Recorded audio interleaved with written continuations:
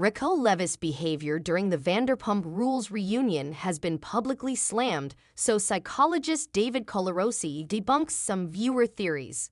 Controversial reality TV star Raquel Leviss exhibited some jarring behavior during the three-part Vanderpump Rules Season 10 reunion, and licensed psychologist David Collarosi has decided to debunk some of the most popular theories he's seen floating around online.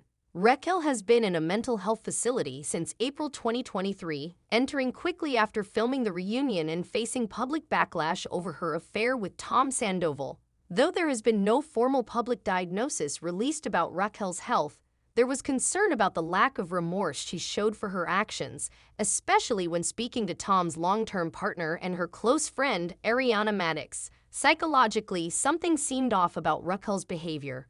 David is a licensed psychologist and content creator who makes videos on his YouTube channel, PSCY8, where he shares his theories and evaluations on the psychology of pop culture. David explained that he isn't making official diagnoses, but is able to posit theories surrounding the behavior he's seen using his general knowledge. In a recent video, David debunked several of the theories floating around about Raquel, explaining that there seem to be three prevailing views about Raquel's mental health, and I disagree with all of them. David is a licensed psychologist and content creator who makes videos on his YouTube channel, PSCY8, where he shares his theories and evaluations on the psychology of pop culture.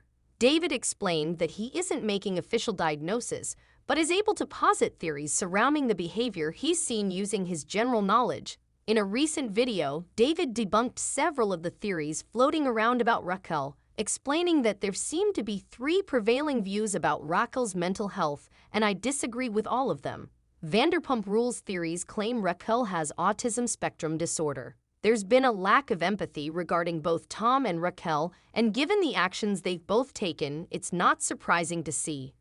Raquel's mental health has been a hot topic since she announced she'd be seeking treatment, with online critics attempting to diagnose her with an array of disorders including autism spectrum disorder. David quickly debunked the idea that Raquel's behavior could be due to autism, explaining that the overall criteria of an autism diagnosis are not aligned with the behaviors she exhibited during the Vanderpump Rules Season 10 reunion.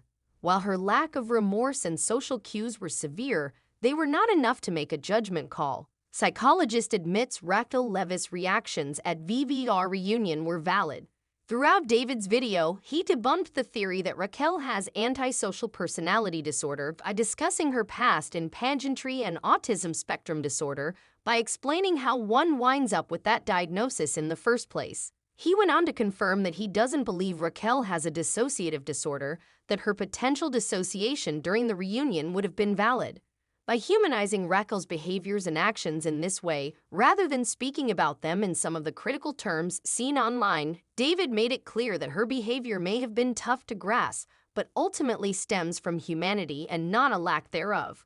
Raquel's behavior throughout Vanderpump Rules Season 10 has definitely been devious in nature and has caused an insurmountable amount of pain and suffering to those around her. Choosing self-destructive actions in the name of love or affection is a common behavior, and while Raquel's choices are far more public than that of others, they aren't exactly uncommon. Throughout David's video, he makes it clear that while he doesn't condone Raquel or Tom's choices, their mental health should be treated with compassion and care. For some, this has been a difficult task throughout Vanderpump Rules Season 10, but hopefully improves with more information.